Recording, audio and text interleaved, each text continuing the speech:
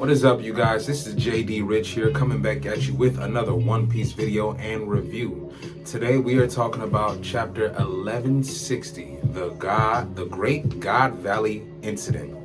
Now, it's officially here. I mean, I wouldn't even say it's officially here, but you know, the introduction, basically the how can I say, the prelude or whatever to what jumps off the God Valley events. We're finally at the intro of the God Valley events, man.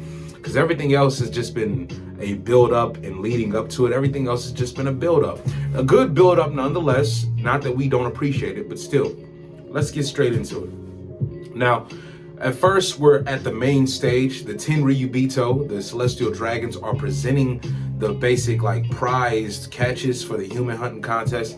And I think most of these people on stage happen to be Davy Clan members.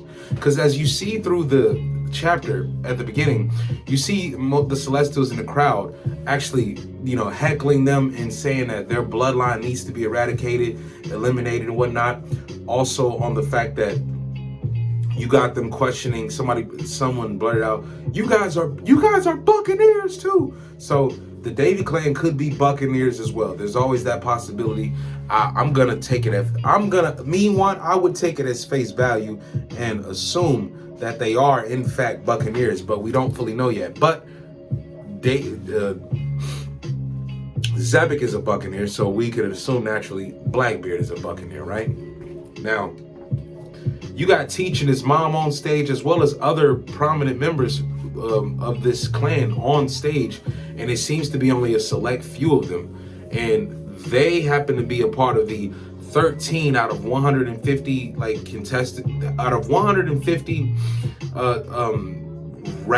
humans who are a part of the rabbit hunting contest. 150 victims, 13 of them are super rare victims. So it's a mix between Buccaneers and Davy Clan members.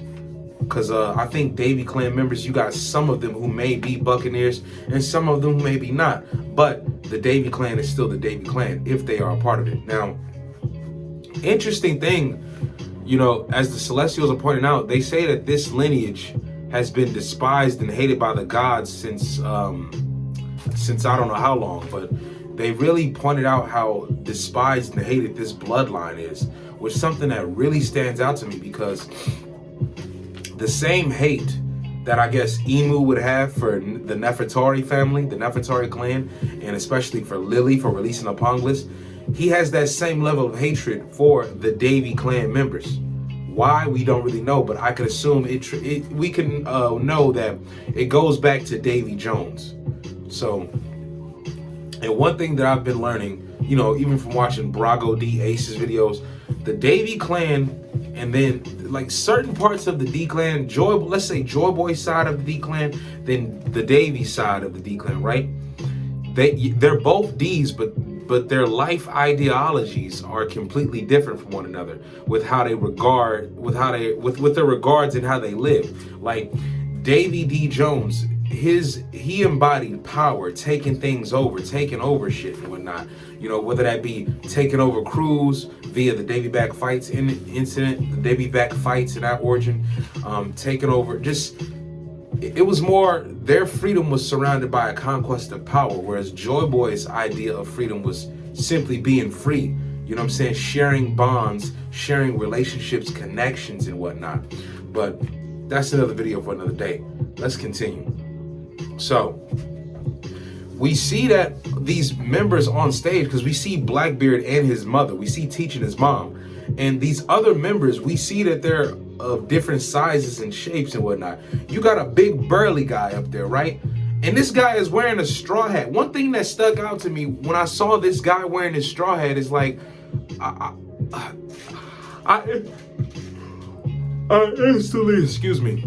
instantly thought about the straw hat that's locked underground at Mary Joie. Now, a lot of people have theories around that straw hat at Mary Joie being Joy Boy's straw hat, which it could have been. It still could be. We don't know. But this straw hat, it's just something about this guy wearing it, and the way they halfway screen it off.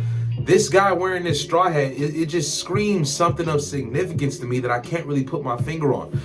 But I instantly thought about the Straw Hat that's locked up at Mary Joa, because we saw Mary Joa in this. We saw Mary Joa. We saw it in this chapter as the people there in the Holy Land of Mary Joa are actually watching the rabbit hunting contest take place via broadcast on screen and whatnot.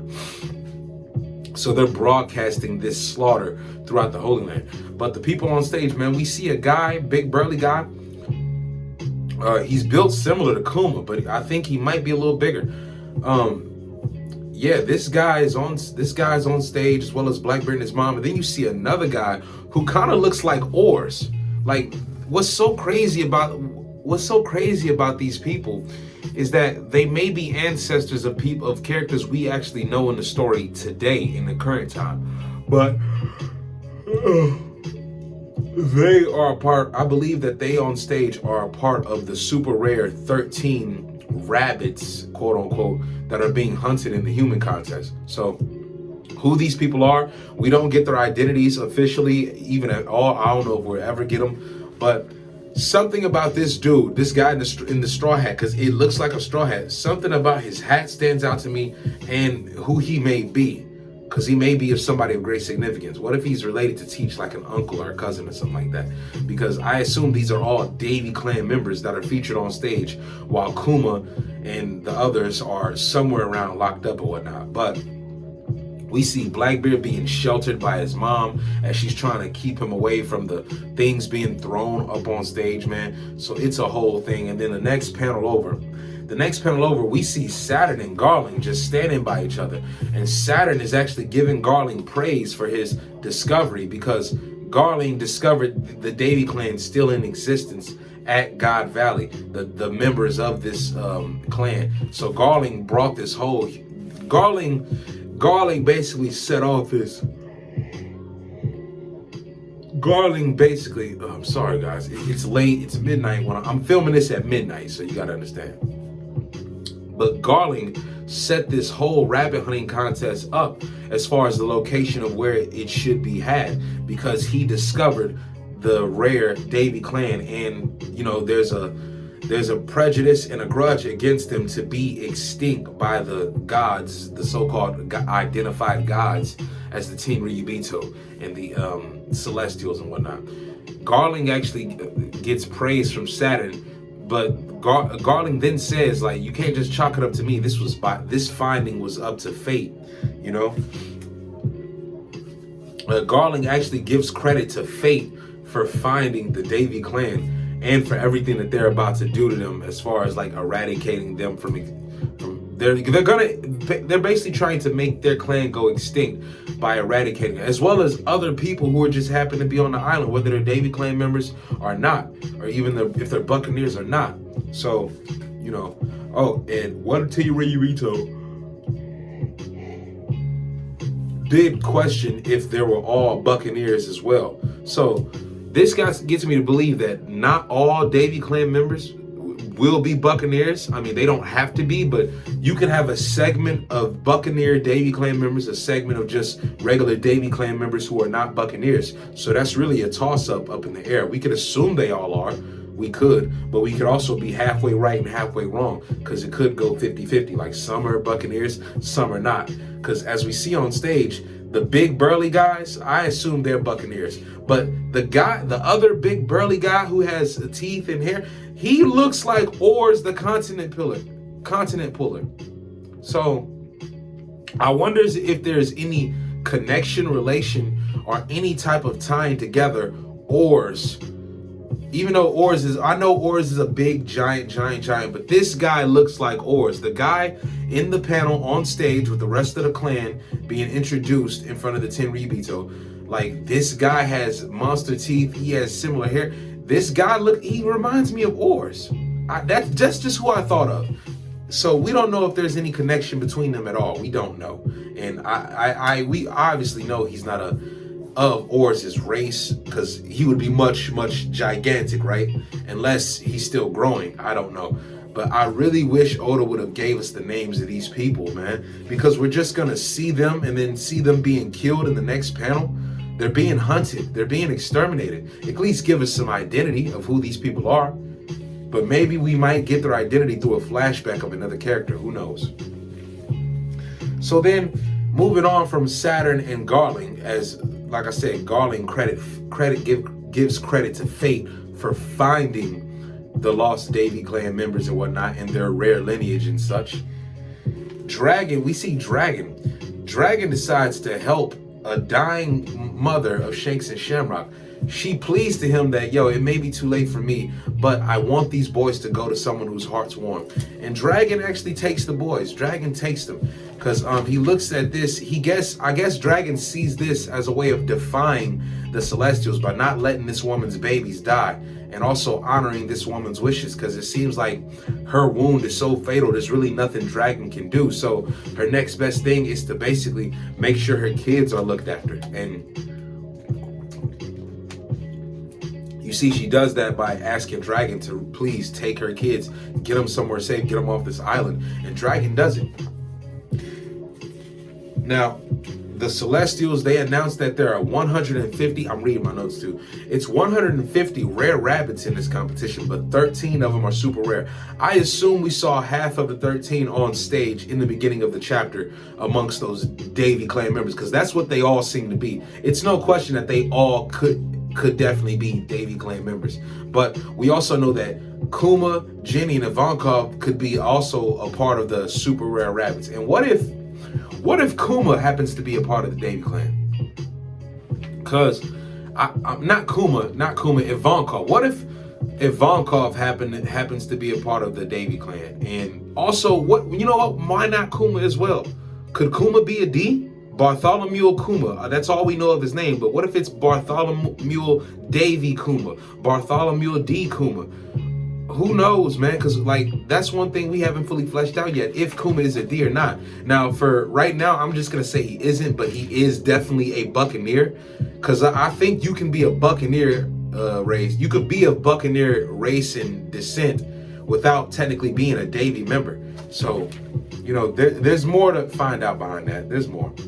Now, we see that the rabbit hunting actually begins in 1 hour, but they're giving them that hour to scurry and run away. All these people with their children, husband and wives, just scattering all around, fleeing for their lives, worrying, are they really gonna hunt us down? They are. This is a human hunting contest. There's no getting around that. So we're looking at an extermination of a whole land of people, a whole island of people, of different races, you know what I'm saying? But more importantly, the ultimate race that they're looking to get rid of is the Davies, and also the Buccaneers as well. So this is really just sad. This is a really messed up part of the panel, man. And as we see later in the next panel, in the Holy Land, they're broadcasting this. They're actually broadcasting this slaughter throughout the Holy Land, and you got people taking bets on the house members that represent the Knights of God, as we later on get them. The God's Knights are the Knights of God, as their former title is given to us, thanks to Oda. Thank you, Oda. Now, you got Tenryubito betting on the God's Knights, betting on the Knights of God, and we see that they each represent a significant house family of the Tenryubito, like Shepherd, Manyard, and Garling. So we got the Tenryubito betting on these guys and betting who's gonna win. We learned that the Figurlins, led by Garling, are actually in the lead of the rabbit hunting contest, because it did just start, and they're slaughtering on about. Garling is running amok because he wants Shaki. Shaki is one of the ultimate prizes that's granted here, aside from devil fruits and various other secrets and rewards that are laying about.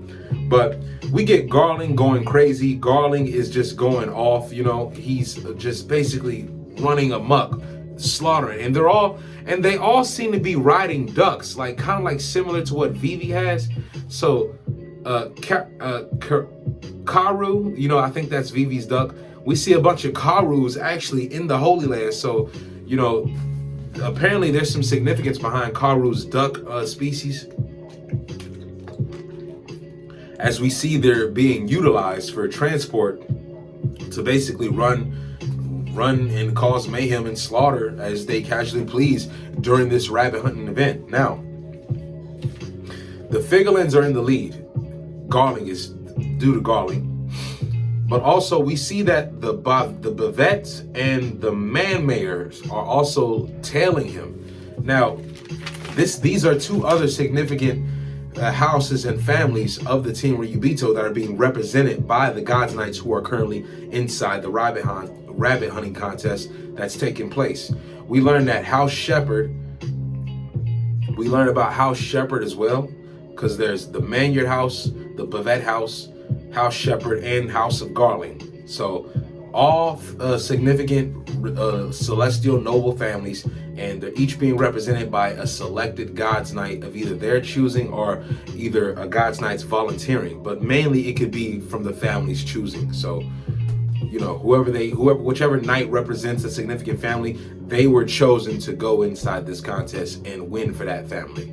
Now, we learned that Gunko is competing in the solos because we see that a Celestial actually, he bet on Garling, but he also bet on Gunko for the solos, whatever that means. So I guess who individually scores the most, because they might rank the scores by scores for your family house and scores for your individual performance. So if Gunko ends up outshining certain people, this Celestial Dragon may end up winning his bet or whatever.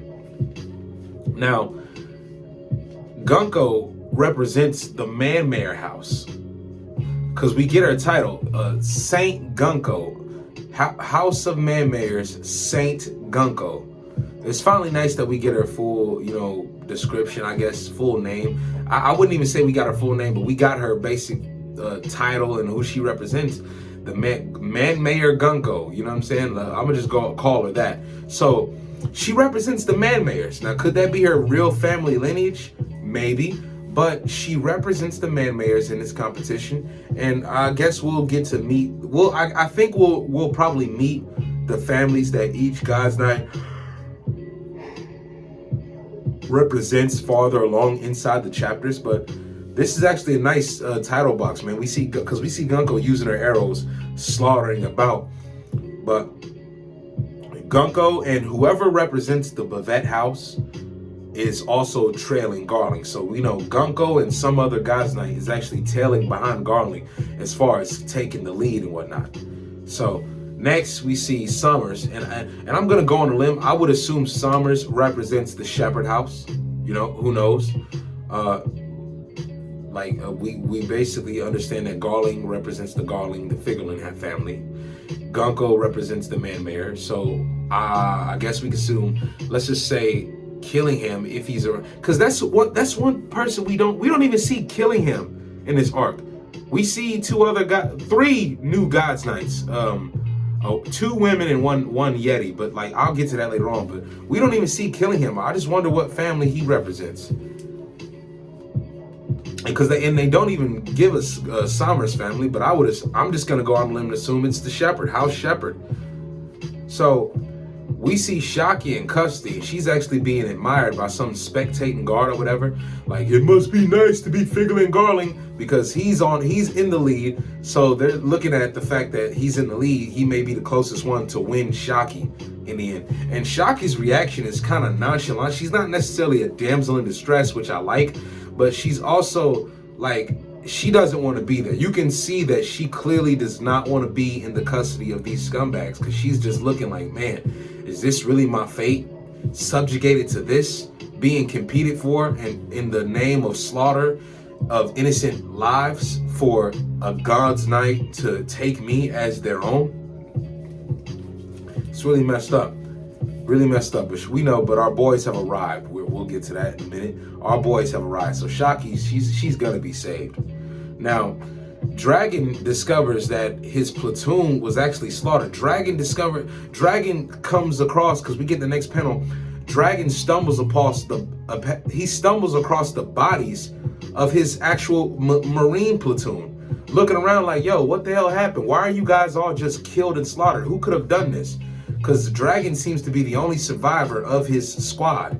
Whatever his squad was supposed to do, I guess they got walked into a setup or some sort of trap, because they're Marines. What? And the thing is, they got targets on their backs as well. You see some of these guys with written targets on their back. Why would that be? They're Marines. they're there to help the Celestials, I guess, and serve, I guess, amongst them and under them, you know. So you would think that they're extra security. I'm not saying the 10 Ryubito have to respect them or even treat them civil, but you would think that they wouldn't kill them because those are essentially extra guards and extra protection for this event and for this island. So Dragon discovers that his platoon has been wiped out completely, like they're just on the ground dead. And then we pan over to a discussion with Dragon's superiors that one of them asks, like, are you sure that everyone was present and accounted for? And one soldier, I guess the soldier that may have scolded Dragon in a previous chapter when we saw Dragon basically discovering Shanks and Shamrock's mom. But before that, Dragon asks, like, yo, can't we just use tranquilizer? What is the purpose of this assignment? What are we here for? Why? You know, Dragon's just asking why's, and he got shouted down. But maybe this is the same guy, but this guy's just wondering, damn, I wonder where did Dragon go? Because Dragon was the only missing member of his platoon who did not meet the same fate of his men who were just laid about slaughtered. They look like they've been killed. They look like they've been shot to death. You know, they were just executed. For what reasons, I don't know, but it clearly reeks of a setup and foul play on the 10 Ryubito's part. Because it seems like this was also an inside job too, because the way these superiors are talking, they're talking as if those soldiers were meant to die at that place. Those soldiers were meant to walk in there, because like, could those soldiers have been of some sort of race, lineage, or identity that was detrimental to the Celestials, or could it just been, we don't want these specific Navy members surviving? Because look, if Dragon was meant to be a part of that, who else, like if Dragon was meant to walk inside that trap with them, what are they playing at here? What is the deal behind this? Because what, and I don't think that they were solely after Dragon, but what would cause them to do this? What was it about these Marines that they had to be killed off like this? And why was Dragon supposed to be a part of the slaughter as well? But due to fate, Dragon wasn't. Due to fate and also Dragon's actions to oppose and do what's right, he didn't get led to a slaughter. He didn't just blindly follow orders only to be led to bullet fire and death. So kudos to Dragon on that one. Now, like I said, his superiors are wondering if he meddled with the events, if he scurried off and meddled with the events of the island, which Dragon did in a way. Because the next panel, we see Dragon spots Kuma and Ivankov, and he actually sees that they have hope. He sees that they're not necessarily going to roll over and just admit defeat and just die in this place. They're actually fighting for something internally and yearning for a greater sense of freedom than to just be slaughtered in this rabbit hunting contest. As a Celestial spots them, because he's really coming after Kuma, a Celestial spots them all gathered, but he sees the Kuma and wants that 10,000 points. There's 10,000 bonus points for every Buccaneer or super rare rabbit that is, because there's 13 super rare rabbits, so there's 10,000 bonus points for each rare rabbit that you kill. And Kuma is one of those rare rabbits. The Celestial spots him, attempts to make a move on him, and then Dragon actually shoots the Celestial to save Kuma and Ivankov and Jenny. Now, Dragon stops them because one, Dragon is actually inspired by the hope that they have to survive, though their will to live. Dragon is not going to let that just be extinguished because of some Celestial punk. And Dragon acts. He not only defied the Celestials by protecting that red-haired woman's kids, Shanks and Shamrock, their mother.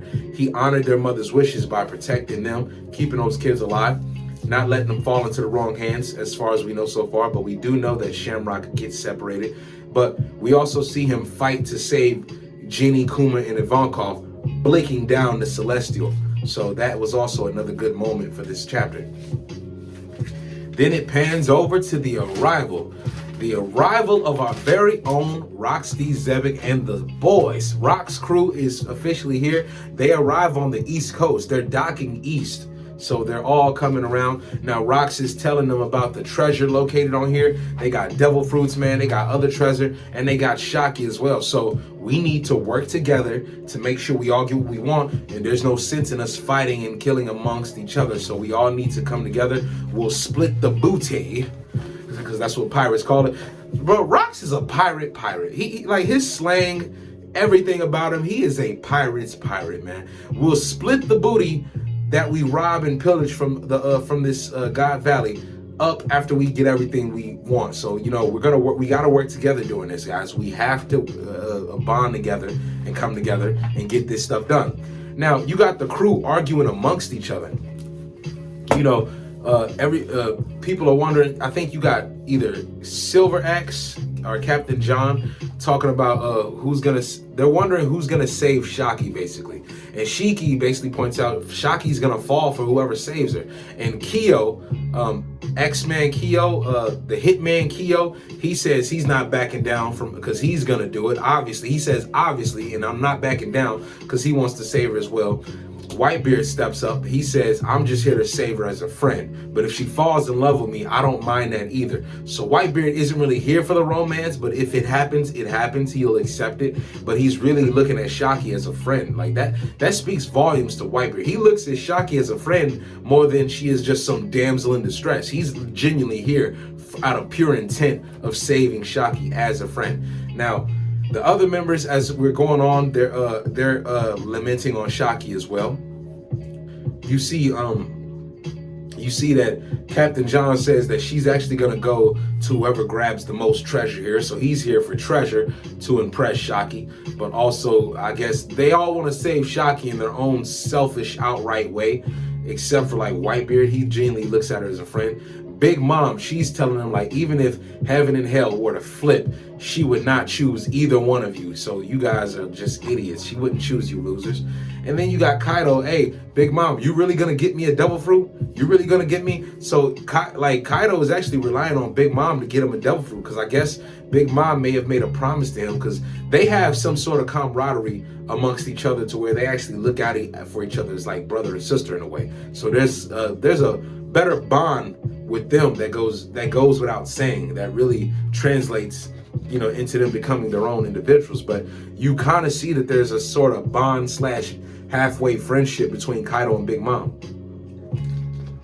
So Kaido is clearly here to get a nice devil fruit power, and Big Mom is going to help him secure that. Now, Gloriosa, she's wondering if she saves Shocky, will Roger be grateful? So she not only wants to save Shocky because she's, I guess, her friend, and they're both former crewmates and Amazonian empresses, but she's also here to impress Roger as well. I hope we get an interaction with Gloriosa and Roger. We're bound to, right?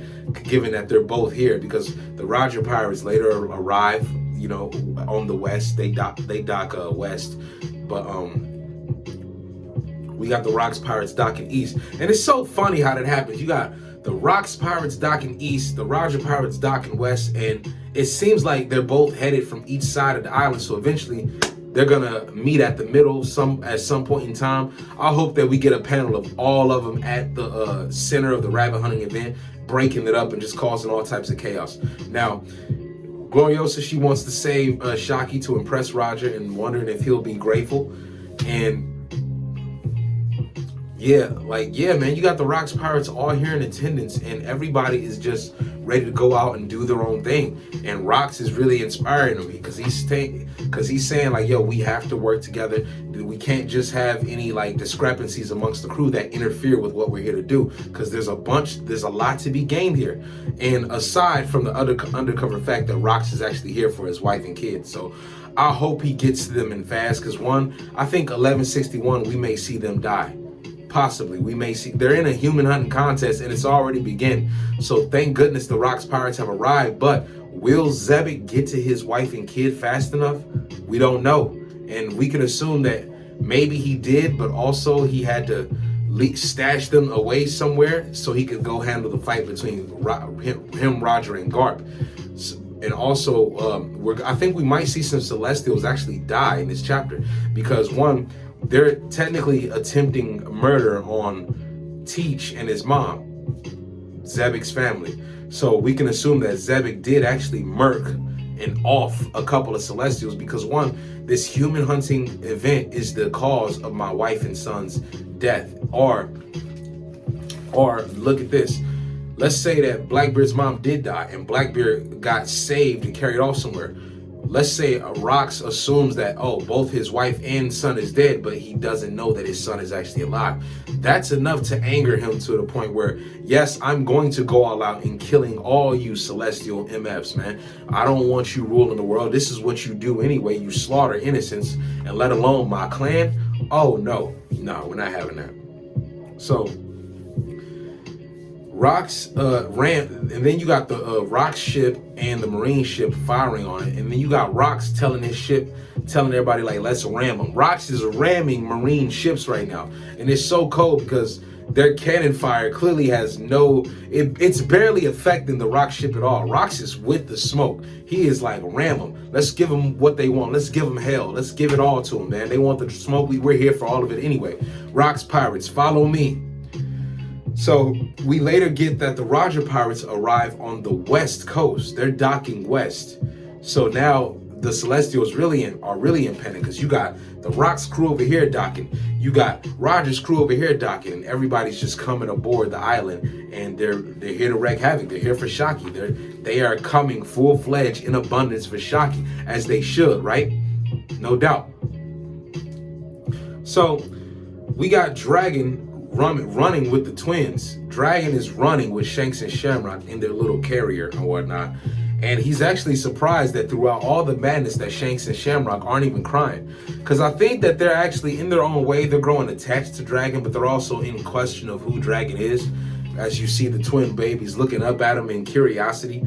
So he's very just shocked by them not crying through all that. And I'm actually shocked by that as well, because they just got taken from their mom, but they had to in order for their own safety and protection, because their mom, she's not making it. She's not.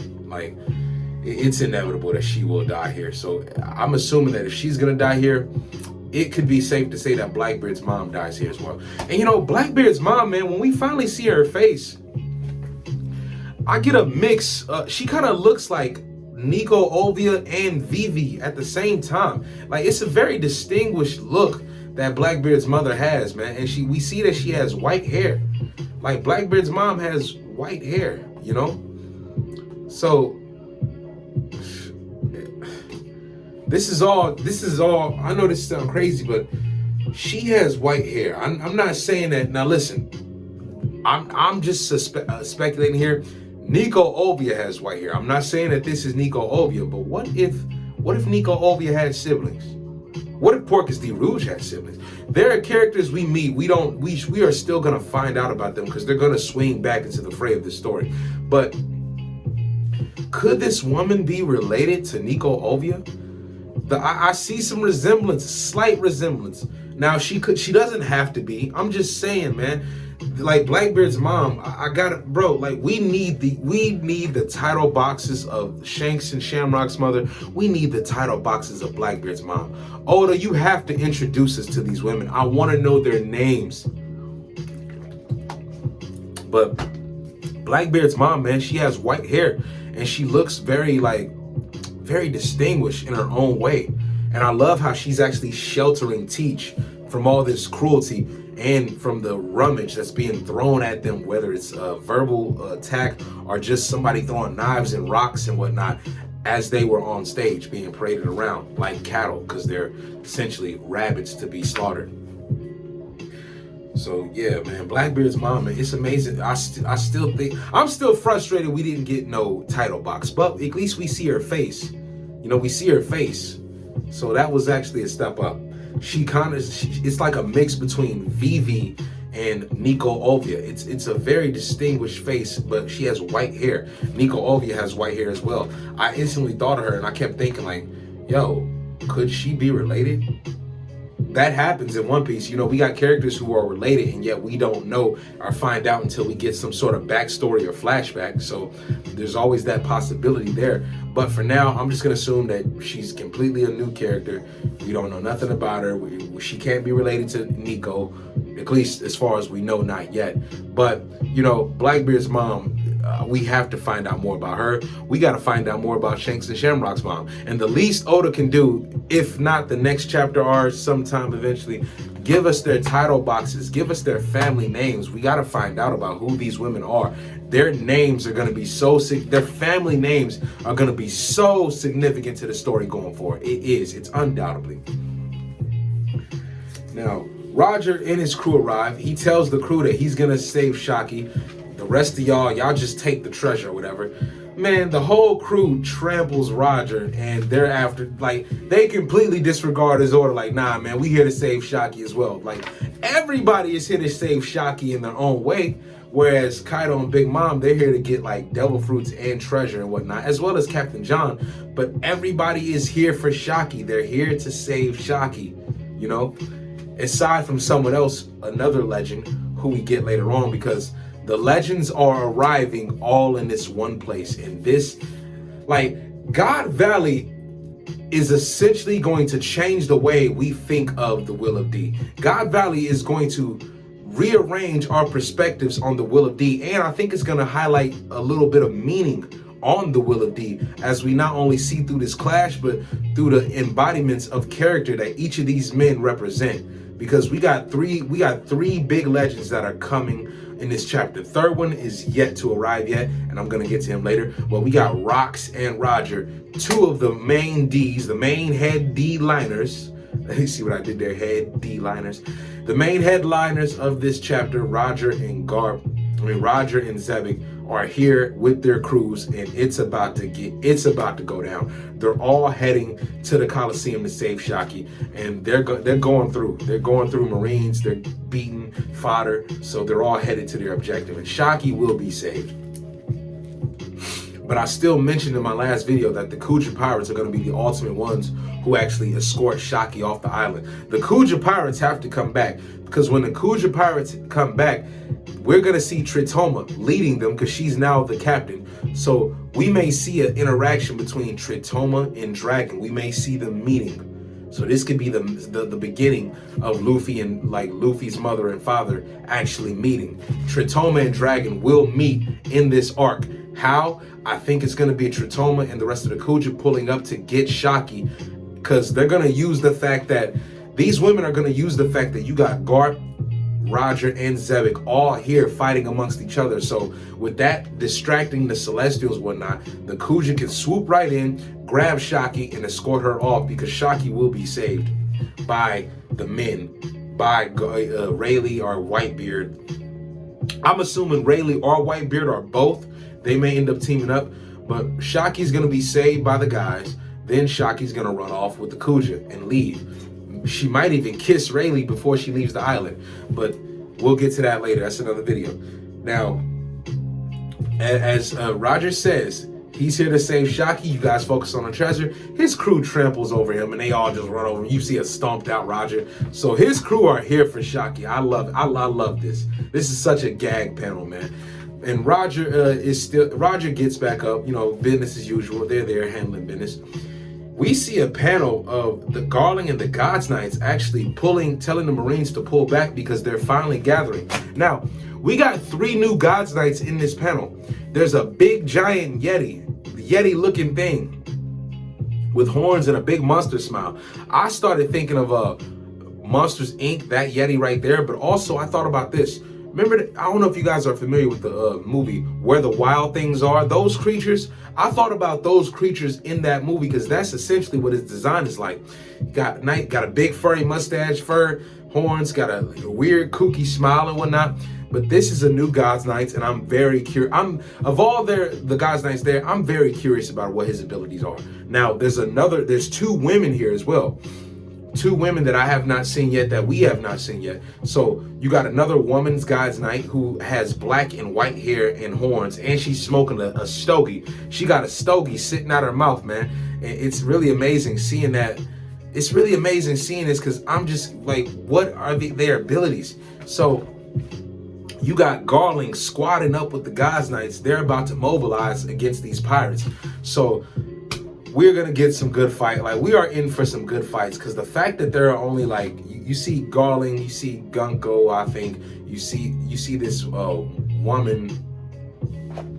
You see this guy, you see Garling, you see this guy, one God's Knight with his hat covering his face or whatever, kind of like on some Trafalgar Law stuff, I guess, but he has a hat. You see Gunko, then you got this woman, this Yeti monster, and then this other woman next to the Yeti monster with black and white hair. But there's another woman God's Knight, man. She's wearing leather, as it would appear. She has like some sort of saber sword or whatever. She looks, I ain't gonna lie, she looks fine. She looks bad as hell. I will say that.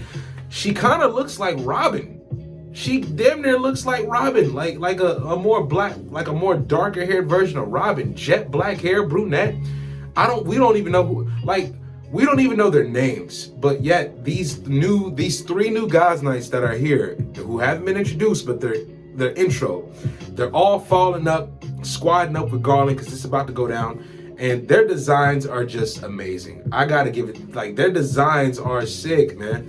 And I'm very curious about their abilities because we're not gonna get that or even a glimpse of that until this break week is over, because we are going on break. So the legends have arrived. The God's Knights, the Knights of God, as that's their technical formal title. The Knights of Gods are ascending, and Garling is leading them, and they're pulling the Marines back to protect the Celestials. But they're about to go out and handle business, you know? So, man, yeah, I'm like, the fact that we got another woman God's Knights, we got two new women God's Knights. I love this. I can't wait to see their abilities, but also this Yeti. What could they possibly do, man? It just makes you so curious, because you know that they gotta be of some significance from what family chose them to represent them, but also their abilities, man. We have to see this. And this woman with the black and white hair, with the fangs and the cigar, like, that cigar in her mouth, it stands out to me. Like, something tells me that this woman is gonna be cold. Like, this woman is gonna be amazing. So, and all of the God's Knights, really, I'm expecting big things from, we already expect big things from Rock's crew and Roger's crew, but these God's Knights, I bet we're gonna be in for a surprise from what they show. So then later on, as we move past that, we got Whitebeard and Shiki actually raising hell. They're causing havoc, slicing and dicing up the fodder Marines and the fodder soldiers and whatnot, just going through them, man, because they're fighting their way to Shaki. They're fighting their way to get to Shaki. And then our boy arrives, the main man, the fist of love himself. Our boy starts throwing cannons, as we know he's known for. This man starts throwing cannons and attacking the fighter pirates. And he says, I'm not gonna let you just watch you just slice and dice up my troops like that. Hold on, now I'm arrived. I'm here now. I love how he announces his arrival, because he's here now. Big chief, big vice admiral, big fist of love. It's the fist here. You know what I'm saying? Monkey D. Garp. He is finally here, folks. Throwing cannons, blasting off as usual. I read in the spoiler that we were supposed to get a named attack from him called Meteor Fish, but we got a Meteor Cannonball instead, and I don't mind that, man. Garp is just throwing cannons. You know, he's tossing cannons, blowing shit up left and right, just getting ready to take action. And then he arrives and he says, I'm here to save my troops. Let everybody know that I'm finally here. And we see the Marines actually in awe, because they're relieved. Of all people who came, it's Garp's fleet. It's Garp's crew. Garp and his command. And we got the man Bogard. We're finally gonna see Bogard in action, man. I can't wait to see some sword play from him. I wonder if any of the Marines of Garp's crew are gonna fight the God's Knights. Or is there some type of civil lining there that can't be crossed because of them being God's Knights? However, Garp doesn't have to obey the top brass. That's why he's a vice admiral. He doesn't really take orders from them. So I would assume he doesn't have to take orders from the God's Knights as well. So why would he, right? But anybody up under Garp Will they be taking orders from the God's Knights? Will they cross paths with the God's Knights? And if the God's Knights do cross paths with Garp or any of his Marines, can they tell them what to do? Now, they probably could. Let's assume they probably could. But will the Garp or his Marines listen to them? Probably not. But it definitely not Garp. I don't see him listening to them at all. But if the God's Knights give orders to Garp's Marines under Garp's command, will they listen to them? Possibly. But given that they're under Garp's leadership, you wouldn't think so. But they could be killed for not listening to him. So I got to see an interaction with the God's Knights and the Marines, not just the fodder. I got to see them interact with like a heavy hitter like Garp. I got to see what happens there, man. I have to, you know. I'm just wondering. But that's where actually the chapter essentially ends. It ends with Garp's arrival on the land. So we now have the legends all here, and they have all arrived on the island. It is about to go down. This is the beginning of God's Valley. This is the official beginning, man. From the Holy Night, from the Knights of God assembling, to Roger's crew arriving, to Rox's crew arriving, and even Garp's crew arriving. We're in for a treat. This is going to be an all-out mayhem. Knights of God, Rock's crew, Roger's crew, Garp's fleet, all in a epic clash. And the thing is, I don't think they announce which coast that Garp arrives from. So Roger's crew docked west, Rox's crew docked east. We can assume that Garp's crew came from the north or south. So we have the arrival of these, like, you got D Zebek, D Roger, D Garp, all three of these significant Ds all headed into battle. I'm getting chills, man. This is so. This is more than what we bargained for, and this has been a great chapter. I give it a 10 out of 10, all in because this is simply the beginning. This is the beginning, man. Like, do you not realize what we're about to get? This is the beginning. Gosh, man, I gotta know, man. I gotta know what happens next. But you know what? I think this break is gonna be worth the while. Yes, we have a lot to cover on break as far as these characters go, but I'm the only thing I'm upset about is that we didn't get more introduction of certain characters like Blackbeard's mom and Shanks' mom. I think we should have gotten their names by now.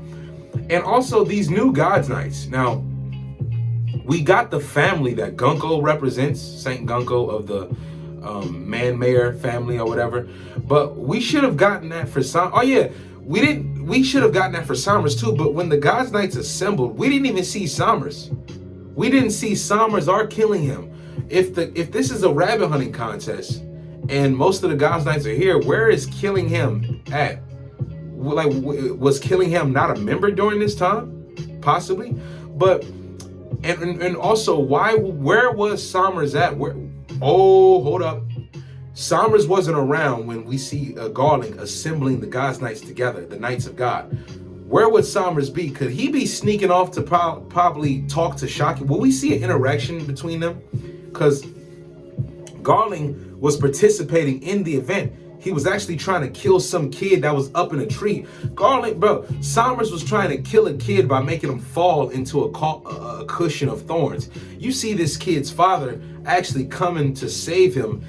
And we can assume how that went. We can assume that Garling manipulated his ability and the father's love for his son against him to basically kill both of them or kill one in front of the other. Because it doesn't show us what happens to this kid. It doesn't even show us what happens to his father, but we can assume that his father more than likely died. You're running up on a God's Knight like that, bro. I mean, let's just be real, bro. You're in shackles too. Like, I don't assume there's much you can do. Plus, the love you have for your child is only going to strengthen the thorns of his fruit. So, Somers is more than likely off this guy. He more than likely killed the kid's dad. However, the kid is up in the tree. Did the kid get killed? Probably not. But seeing how Somers uses thorn roses or whatever, could Somers awaken his fruit to where if he touches the tree, he could just make thorns appear in the branches that the kid is like holding on to and like kill him that way or get him to fall off? Because Somers seems so content on killing this kid and his father. And we don't know, and like I said, we don't know what happened yet, but we can definitely assume that the father is definitely dead, running up on Somers the way he did. But what parent wouldn't? It's your child. You're going to do anything to save your child. Now, did you save your child? We don't know. It's a toss-up, but I'm going to assume no. This is a damn shame, man. Like, seeing this kid in this position like that, especially witnessing his parent coming to save him, and yet he's potentially going to see, most definitely going to see Somers kill his dad in front of him, and then Somers is going to still kill this kid regardless. So Somers could still be dealing with that, but it's just very significant that when the Roger Pirates and the Rocks Pirates arrived, Garling said, "Oh, I guess the game's over then for now, huh?" Even though Garling was technically in the lead, so he may have won by default, despite the contest being placed on hold due to the arrival of pirates.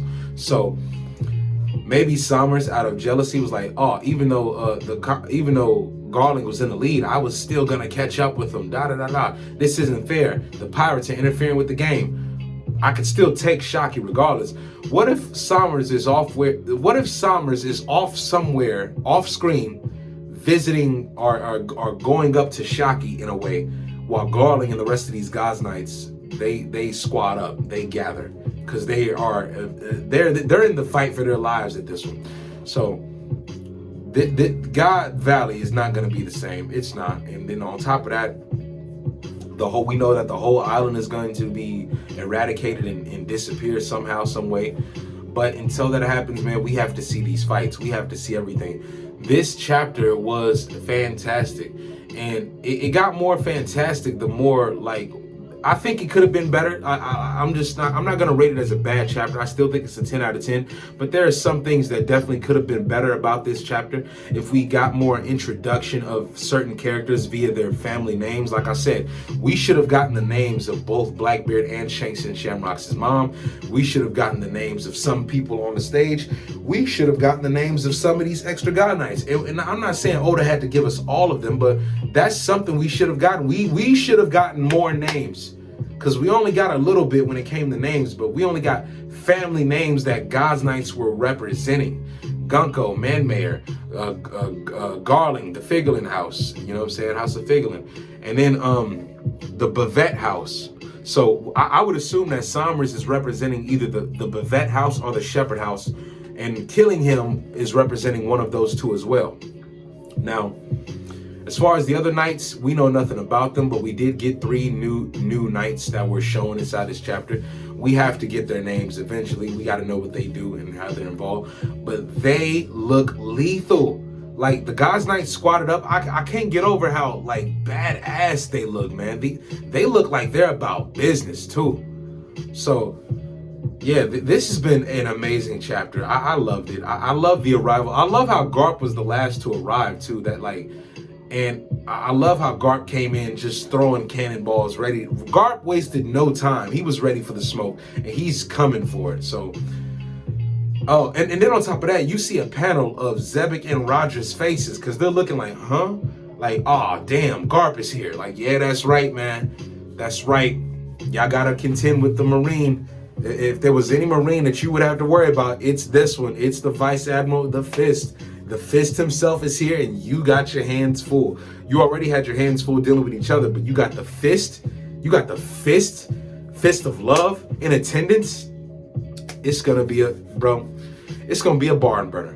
This has been a great chapter. This is a great send-off too, and a great introduction to the chaos that we are about to sit through and witness all together as a community. So yeah, that's all I got for you now, man. Let me know your favorite parts of the chapter down below. Let me know anything that stood out to you of great significance. We still got to talk about the aftermath of this chapter, which we will be discussing. So this has been amazing, guys. I'm enamored. I'm impressed. I'm ready for more. I'm already jittery for what's gonna happen next. But like I said, I just wish we could have gotten names. There should have been more names and explanation behind who's who. But maybe, like I said, I'm not going to question Oda. However, he's going to do that. He's going to do that in his own way eventually. Also, Dragon, man. I gotta see Dragon and Garp have a conversation on this island. It's long overdue. We gotta see some Monkey D family members interact. Now, that's all I got for you guys for now. I'm just gonna leave it at that, man. I get. Oh wait, hold on. There's something else I want to finish talking about. The people on stage, like I said, they're definitely Davy Clan members, but the guy in the straw hat and the guy on the other side, the big burly ones, one of them reminds me of Oars, the continent puller. The other one, his straw hat reminds me of the hat at Mary Joie, because we didn't get a full showing of what it was, but I'm just curious, because, and also, which one of these people is Buccaneers? I would assume the big guy with the hat, I would assume he's not only Davy Clan, he's Buccaneers, because there's a mix of both. There are some Buccaneers who are not Davy members, and there are Davy members who are not Buccaneers, and then you got hybrids. You got hybrids of Davy Clan and Buccaneers. So out of these 13 super rare rabbits, you got a few who are Buccaneers and not Davy Clans. You got a few who are Davy Clans and not Buccaneers, and then you got a small few who are both. So it's a very nice genetic toss-up, because we can't speculate that all of them are Buccaneers, but we can speculate that they are of the Davy Clan. Now, as far as their race, because I don't think, I think you can be a Buccaneer and a Davy Clan member. I don't think it divvies down to just like one race or clan. I think that the clan, yes, you come from the D's of Davy, but your race, you could be Buccaneer. So we got to extinguish that, but I think Oda's going to do a good job of extinguishing that. But these are prominent people, like the 13 out of 150 human rabbits to be slaughtered. The 13 super rares are who we, not to exclude everybody else because they're all being slaughtered, but the 13 super rare, though, that's like the last of the Davy Clan. We can definitely say so. Excluding Kuma, because we don't know if Kuma is a Davy Clan member or not. Let's say he is, but let's say he isn't. You know what I'm saying? It's on the fence for us. But let's say Kuma is just strictly a Buccaneer.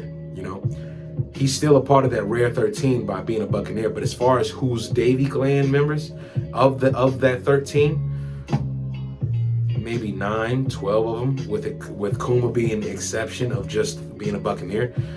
But we don't know. We don't know. But I can safely assume that most of them are Davy, excluding Kuma, and it's possible he could be. Everybody besides Kuma could be Davy members. Yeah. So, man, I'm gonna get out of here now. Like I said, it's after midnight, guys. I gotta go to bed, but let me know how you enjoyed the chapter. Let me know your favorite parts of the chapter. Let me know anything that stood out for you, man. And again, man, I hope you guys enjoy reading it. I did, and we are going to be on break for the next couple of weeks until we get until we get the first part of the God Valley incident, man. So this is just the introduction. This is simply them cracking the door open for us. Oda's not going to fully open the door on this story until after the break. And just imagine, we're right here right now. We could have gotten this chapter around December or something like that. You know what I'm saying? If Oda wanted it to, but he's giving it to us now. And I can't wait to see how he treats us. Man. The fall, this One Piece during this fall and the winter's coming up, we have nothing but good things to look forward to, man. And I'm so glad to be here to enjoy them all with you. So, yeah, let me know what you guys think in the comments, man. Like, share, subscribe if you want to. You know what I'm saying? No pressure, whatever. But just, I love this story. I love where we're going. I love what we're getting.